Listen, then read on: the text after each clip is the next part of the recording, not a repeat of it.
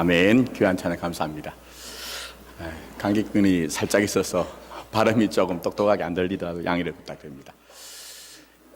살다가 보면요, 잊어야 할 것은 잊지 못하고 꼭 기억해야 할 것은 하지 못하는 경우가 있습니다.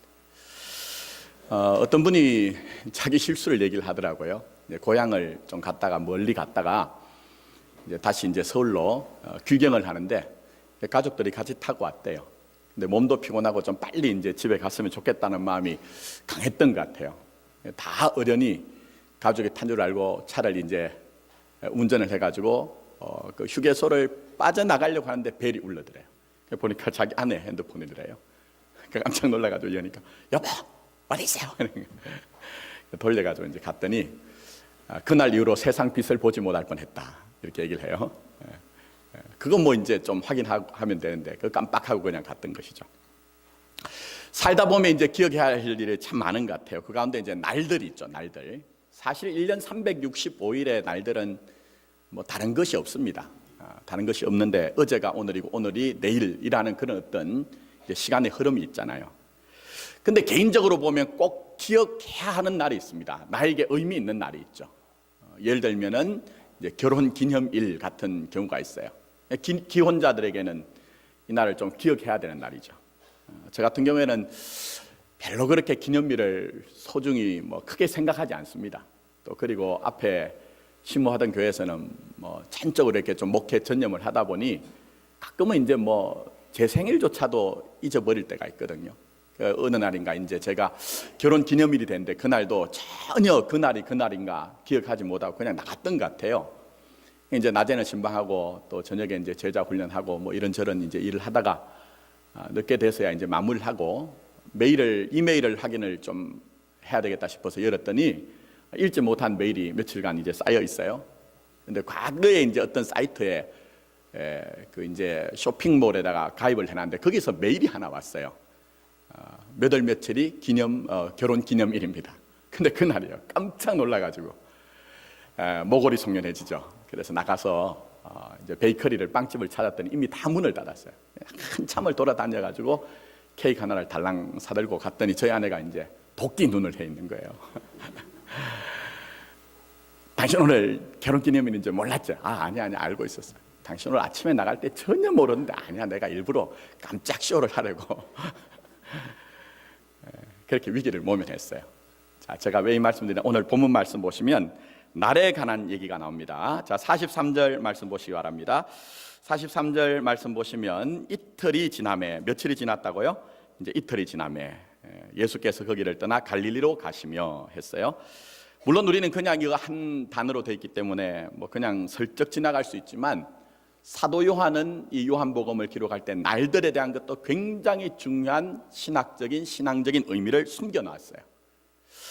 자, 여기에 보시면 이틀이 지나면 며칠째 여기에 갈릴리로 가신 거죠? 사흘째 가신 거죠. 그런데 2장 1절 말씀 보시면 가나의 혼인 잔치에 대해서도 사흘째 되던 날 갈릴리 가나에 이렇게 얘기했어요.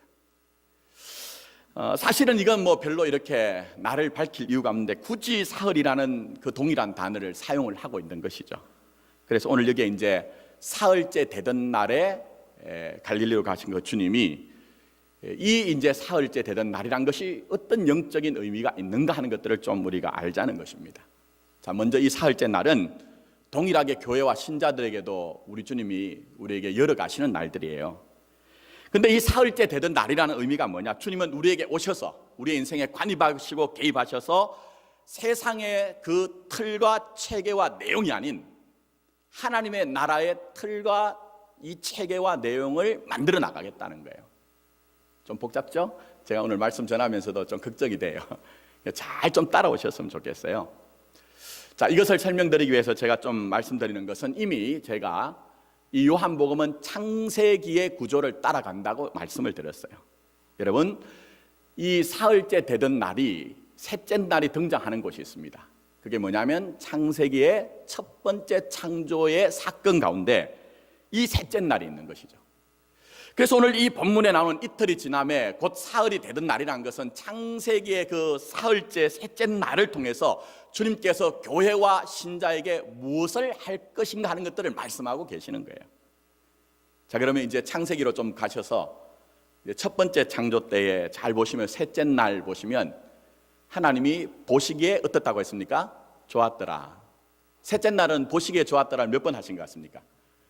2번 하셨어요. 2번. 다른 날과 달리. 또 깊이 보신 분들은 둘째 날에는 보시기에 좋았더란 말이 없어요. 근데 어쨌든 보시면 하나님께서 둘째 날 하늘을 창조하시고 그 다음 셋째 날 땅과 바다를 만드신 후에, 다른 말로 말씀드리면 사람들을 위한 틀과 체계를 만드신 후에 보시기에 좋았더라고 말씀하셨어요. 자, 그리고 난 후에 그 사람들의 생존을 위해서 그 양식인 풀과 씨 맺는 채소와 각기 종류 다른 씨 가진 열매 맺는 나무를 만드신 후에, 즉 사람을 위한 내용을 만드신 후에 보시기에 좋았더라고 말씀하신 거예요. 그러니까 좀 종합적으로 말씀드리면 틀과 체계와 내용을 만드시고 보시기에 좋았더라. 그러니까 이 사건은 단회적인 사건이에요. 창세기에 나오는 사건은 단회적인 사건이지만 구속사의 경륜 속에서는 우리 주님이 우리의 인생에 오실 때는 혼돈과 흑암과 공허라는 그 어떤 상태에서 신자와 교회를 그 상태로 남겨두시는 것이 아니라 결국은 하나님 나라의 틀과 체계를 세우시고 하나님의 나라의 내용을 만들어 가신다는 것입니다. 조금 여러분 이해가 되십니까? 그 정도로 정리를 하셔야 됩니다. 자, 그러면 왕의 사건으로, 왕의 신하의 사건을 한번 와보세요. 왕의 신하라는 것은 세상적으로 인간적으로 보면요 굉장히 부러운 사람이에요. 세상적인 권력도 있죠, 명예도 있죠, 부를 가진 사람이에요. 그런데 성경이 말하는 것은 이 왕의 신하는 진짜 인생의 왕이신 하나님에게 복속되어진 자가 아니라 이 땅의 왕에게 복속이 되어져서 가짜 틀과 체계와 내용을 가지고 나 인생 이렇게 행복합니다라고 쏟고 있는 자의 표상이라는 거예요, 여러분. 근데 우리도 마찬가지죠. 우리가 전부 다 하늘에 속한 하늘의 백성 족속이라고 얘기하지만 사실은 우리도 이 세상에 있는 틀과 체계와 내용을 따라가고 있어요. 다른 말로 세상의 가치관을 따라가고 있다니까요, 여러분. 그게 우리의 모습이라니까요, 여러분. 자, 다 제가 예를 들기 힘듭니다. 자, 한번 보겠습니다. 요즘 이 돈이란 게 참 그죠? 중요하잖아요. 애들도 보니까 멀리 선물 사주려고 하면 저희 애들도 선물 말고 뭐로 달라고 해요? 돈으로 달라고 그래요. 근데 여러분 잘 한번 생각해 보세요. 돈이 있으면 사람들은 그 돈 있음으로 말미암아 그 사람은 인격도 되고 삶의 내용도 있고 참 괜찮은 사람이라고 우리는 판정을 해버리죠. 그래서 돈 있는 사람을 돈 있는 사람이라고 하지 않고 우리 뭐라고요? 잘 산다고 하잖아요. 잘 산다. 근데 여러분 정말 돈 많은 것과 잘 사는 것이 정말 병합하지 않은 거예요. 성경이 말씀하고 있는 이 잘 산다는 것은요 의미와 가치에 관한 문제요, 윤리와 도덕에 관한 문제이지 돈 많은 것이고 잘 사는 것은 아니에요. 근데 그 하늘의 질서를 따라 산다고 한 우리들조차도 세상의 의미와 가치를 따라 살기 때문에 돈이 많은 사람들을 바라볼 때 그 사람 잘 산다고 얘기하죠. 그리고 부러워하죠. 그리고 그 안에 속하기를 원하죠. 물론 그렇게 하지 말라는 것이 아닙니다. 그러나 땅의 어떤 틀과 체계와 내용과 하나님 나라의 틀과 체계와 내용이 다르다는 것을 알아야 된다는 것입니다. 근데 많은 교회와 많은 신자들은 이런 하늘의 질서를 따르기보단 땅의 질서, 육적 자아를 따라 사는 질서를 따라가기 때문에 하나님은 분명히 구원받은 교회와 신자를 그냥 두시지 아니하시고 우리가 지금까지 그렇게 붙들고 있던 이 땅의 틀과 체계와 내용을 바꾸어내시는 것이죠. 전부 다 하나님의 것으로. 그래서 오늘 보시면은 이 왕의 신하의 사건이 바로 그것입니다. 그냥 땅적인 것을 전부인 것으로 알던 사람에게 그 상태가 바로 성경에서는 혼돈과 공허와 흑암의 깊음 가운데 있는 것이라고 얘기를 해요. 근데 하나님께서는 이 사람을 그 상태에 두지 아니하시기로 작정하시고 그의 열심과 의지를 가지고 하나님 나라의 틀과 체계와 내용으로 바꾸어내시는 사건이란 거예요. 특별히 오늘 본문 말씀을 보시면 이 왕의 신하는 자기 아들이 죽어가고 있습니다. 그때서야 이 세상의 틀과 체계와 내용이 얼마나 무능한 것인가 다 폭로가 되었어요. 그래서 오늘 그는 자기 자신이 그동안 가지고 있던 그 틀과 체계와 내용을 버려둡니다. 이때가 굉장히 중요한 시간이란 거예요. 내가 지금까지 그렇게 소중하게 생각하던 그 틀과 체계와 내용이 무너질 때에, 그때에 하나님이 내게 새로운 하늘의 질서를 만들어 가시는구나, 그걸 알 필요가 있는 것이죠.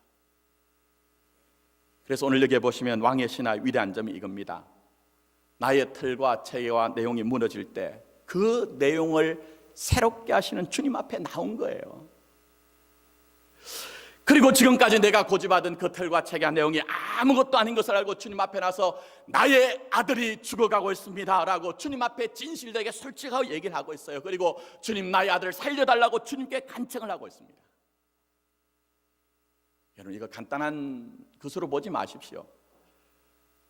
이렇게 참 하기가 힘들어요. 제가 목회를 하다 보니까요, 많은 분들이 내가 그동안 가지고 있던 어떤 가치 체계를 가지고 일을 하잖아요.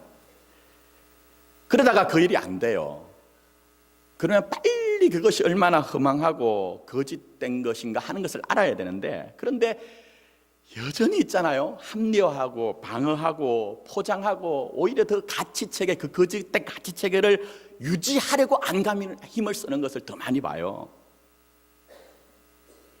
지금도 우리가 괴로운 것도 그거 아닙니까, 여러분? 우리의 지금 삶의 현실이. 그래서 내가 어려운 것이고 남들도 지금 괴로운 거예요. 근데 오늘 이 본문의 말씀을 보시면 결국 우리의 인생이 흔들릴 때에, 내 신념과 내 노력과 내 의지가 아무것도 아닐 때의 무기력함을 느낄 때, 그때 빨리 알아차려야 되는 것은 빨리 주님 앞에 나가야 된다는 거예요. 내가 그동안 고집하고 아집하던 그 가치체계를 가지고 끝까지 달려가는 것이 아니라, 주님, 내게 있는 바꿔줘야 되는 내 틀과 체계와 내용이 무엇입니까? 주님, 저를 바꾸어 주십시오 하는 그 간절함이 여러분에게 일어나야 된다는 것입니다. 사실은 저도 이렇게 말씀드리지만 요즘 제가 그 과정을 지나가고 있어요. 제가 만 19살 때 신학을 전공하면서 그때부터 이제 교회 현장에 교육자로 들어와서 이제 50 바라보는 나이 한 30년 가까이 부교육자로 또 담임 목사로 때로는 선교단체 사역을 하면서 제 나름대로 그 했던 어떤 잘 될 수 있다는 어떤 느낌이 나는 경험들이 있잖아요. 근데 저희 교회 와서 한 1년이 안 됐는데요, 하나님이 전부 다 제 인생을 압축해가지고 지금까지 저의 어떤 그런 경험들, 아무것도 아니라는 것을 알게 하는 과정을 거쳐나가게 하시더라고요. 요즘은 저는 다시 생각을 하죠. 내가 지금 노력하고 있는 이런 과정들이, 진정성들이 전혀 통하지 않는 이런 현실들, 저도 인간인지라 마음은 쉽지 않아요. 사실은 지난주에도 제가 마음도 몸도 굉장히 지쳐서 지금 감기가 딱 왔거든요. 하나님의 말씀 앞에서 보니까 이 순간이 가장 중요해요. 저에게도 여러분에게도 우리 교회도 정말 중요한데, 이 순간이 왕의 신하처럼 우리가 그동안 고집하던 삶의 그 틀과 체계와 내용이 너무나 허무하다는 것은, 능력 없다는 것을 깨닫고 주님, 우리에게 하나님 나라의 틀과 체계와 내용을 채워주십시오, 하늘의 족속으로 살고 싶습니다는 그 간절한 열망이 일어나야 된다는 것입니다. 그래서 우리는 이제 우리 자신에게 사흘째 되던 날이 열려야 됩니다. 하나님의 시간표를 따라서 그 하나님의 나라의 틀과 체계와 내용이 완전히 바꾸어지는 그 사흘째 되던 날이 우리에게 임해야 된다는 것입니다. 그러기 위해서는 우리 모두 왕의 신하처럼 주님 앞에 나갑시다. 정말 진실하게 주님 앞에 나갔으면 좋겠어요. 이 왕의 신하처럼 우리가 자기의 실패와 무능을 인정하기를 원합니다. 또 더 나아가서는 이 왕의 신하처럼 우리가 주님에게 우리를 구원해달라고, 우리의 인생의 문제, 우리 교회 문제를 해결해달라고 주님 앞에 강청할 수 있는 믿음이 되기를 원합니다. 그때 우리 주님 우리에게 사흘째 되던 날을 열어주실 거예요. 우리가 그동안 고집하던 그 거짓된 가치체계를 다 무너뜨리시고 하나님 나라의 틀과 체계와 내용을 세워주실 것입니다. 다 우리의 소견에 좋은 대로 행했던 육적 자아를 따르던 그런 세상의 질서가 아닌 그 생명과 구속이란 하나님의 풍성함을 여러분에게 다 부어주실 것입니다. 이런 은혜가 오늘 예배 가운데 있는 저와 여러분, 또 우리 교회 가운데 있기를 예수님의 이름으로 축복합니다. 자, 더 나가서 사흘째 되던 날, 이것은 하나님께서 우리 인생에 오셔서 구원에 관한 일을 하신다고 말씀하세요. 어떤 일요? 구원에 관한 일. 이렇게 말씀드리면 여러분 이게 뭔가 하고 좀 의아하실 거예요. 설명을 좀 드리겠습니다. 굉장히 중요한 의미가 있는데요, 성경으로 풀어드릴 테니까 어려우시더라도 잘 한번 따라와 보세요. 자, 창세기의 첫 번째 창조 때에 셋째 날에 있었던 일이 뭔지 아시죠? 뭐죠? 뭇, 육지와 바다를 갈라내신 일이죠. 갈라내심으로 말미암아 뭇이 육지가 드러나게 하신 일이에요. 제가 시간 관계상 이걸 자세히 설명드리지 못합니다. 좀 건너뛰는 느낌이 있지만 성경에서는 뭇과 바다를 같이 대칭적으로 놓을 때는 이 뭇 육지는 하나님의 뜻이 하늘에 이루어진 것처럼 우리에게 이루어진 하나님의 나라의 실체를 얘기하는 거예요.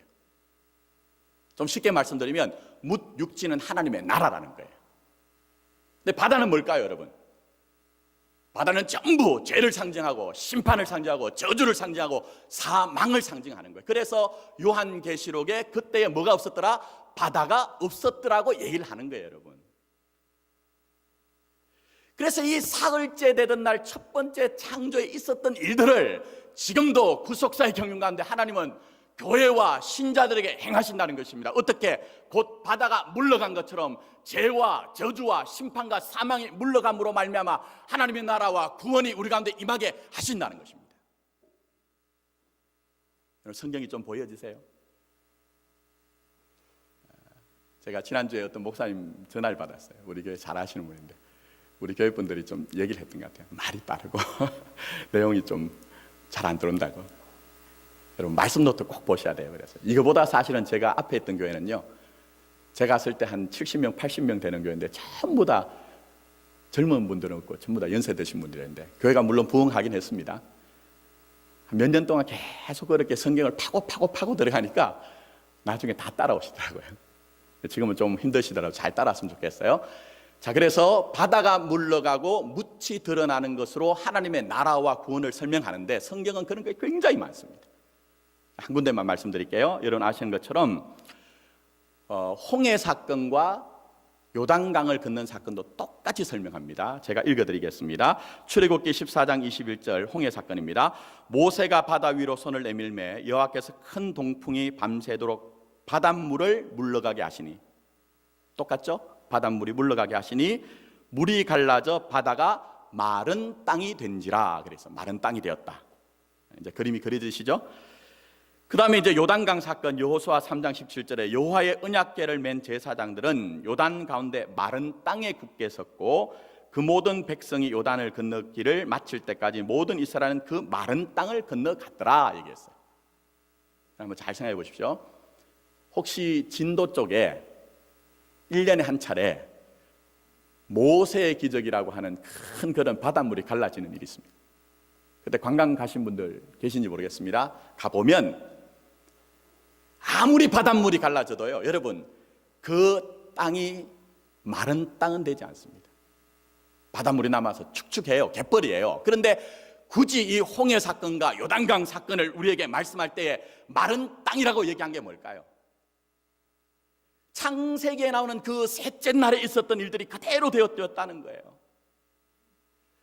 교회와 신자에게 우리 하나님께서 관임하시고 개입하심으로 말미암아 결국 우리의 삶 가운데 사흘째 되던 날의 역사가 동일하게 우리에게 있다는 거예요. 그게 뭡니까? 이 죄와 의를 갈라내시고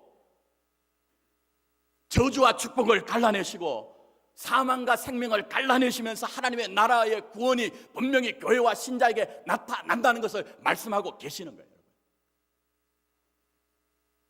그렇다면 여기에 나오는 이 왕의 신하의 아들을 고친 사건, 또 앞에 가면은 가나의 혼인 잔치가 또 뭘 얘기하는 겁니까?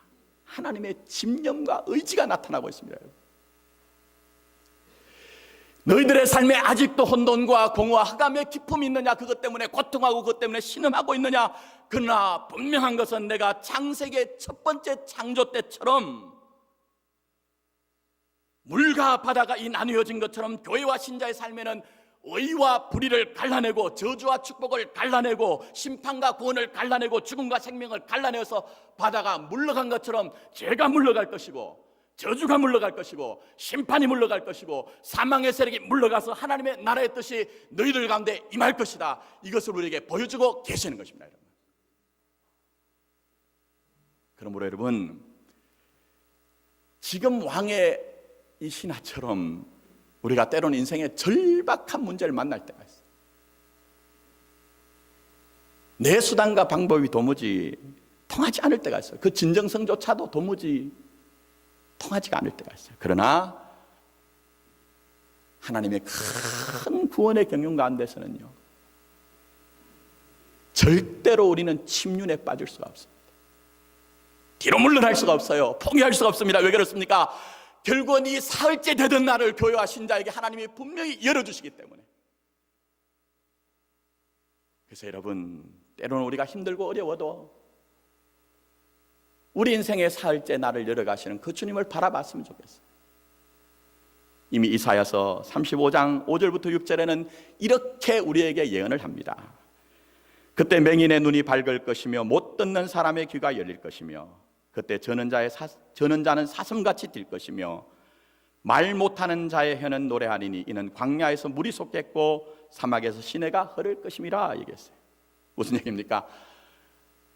죄와 사망의 법 아래에서 영적으로 맹인이요 귀걸이요 귀머거리요 절름발이 상태인 우리에게 하나님의 구속 곧 제3의 은혜가 임해서 결국은 자유케 된다는 거예요.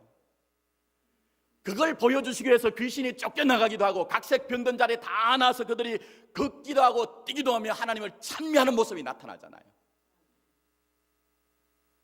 때로는 우리에게 주님께서 허물과 죄로 죽어있던 우리들을 그 상태로 두시는 것이 아니라 생명으로 이끌어내시는 것을 보여주시기 위해서 죽은 과부의 아들을 살리시기도 하시고 죽은 나사로를 살려냄으로 말미암아 생명이 너희들에게 작동한다는 것을 말씀하고 계시는 거예요. 여러분, 더 나아가서는 궁극적으로 저 하늘과 땅의 권세를 다 가지신 우리 주님께서 우리와 함께 하시는 것을 보여주시기 위해서 때로는 그 저주의 상징인 바다를 잠잠케 하시고 심판의 상징인 바다를 건너오시면서까지 우리의 인생에 오시는 것이 바로 우리 주님이란 것입니다. 바로 그것을 가르쳐 주시기 위해서 왕의 신하에게 사흘째 되던 날에 주님이 그에게 가신 것입니다. 이제 말씀 맺습니다. 이제 우리가 이 왕의 신하처럼 주님 앞에 갔으면 좋겠어요. 우리 인생의 사흘째 되던 날은 목사가 열어주지 않습니다. 여러분, 유력한 자가 열어주는 거 아닙니다. 우리 주님만이 사흘째 되는 날을 열어줍니다.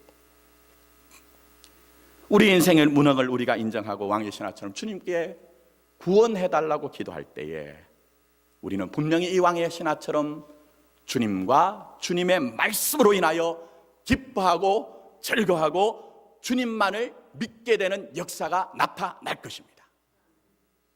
그때까지 여러분 힘드시더라도 썩지 마시고 미혹당하지 마시고 진리의 말씀이신 주님만 바라보고 구원의 주님 앞에 한 걸음 한 걸음 더 나가서 말씀 주실 때 그 말씀에 순종함으로 말미암아 말씀이 이루어지는 그런 축복된 삶을 살아가시기를 예수님의 이름으로 축원합니다. 아멘. 기도드리도록 하겠습니다. 사흘